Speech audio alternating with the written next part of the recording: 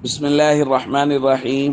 عن عبد الله بن عمرو رضي الله تعالى عنه قال قيل لرسول الله صلى الله عليه وسلم أي الناس أفضل؟ قال كل مخموم القلب وصدوق اللسان.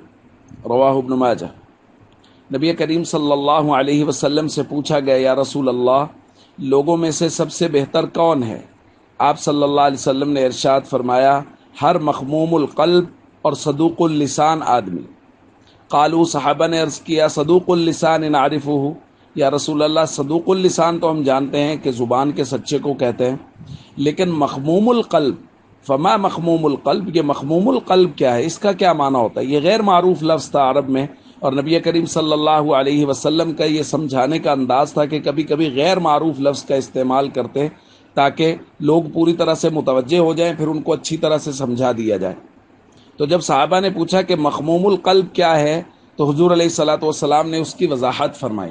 حضور نے فرمایا، هو التقی النقی لا اثم فیہ ولا بغض ولا غل ولا حسد، یہ ہے مخموم القلب۔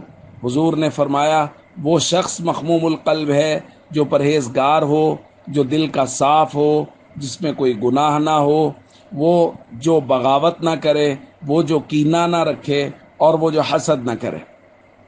تو یہ صفات ہیں۔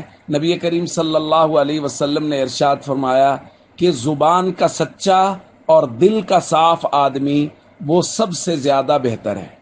اس لیے ہم سب کو چاہیے ہماری زبان سے ہمیشہ سچ نکلے، مذاق میں بھی جھوٹ کی اجازت نہیں، اور ہمارا دل مسلمانوں کے بارے میں ہمیشہ صاف ہو، کسی کا کینہ، بغض، حسد اپنے دل میں قطعاً نہ رکھے۔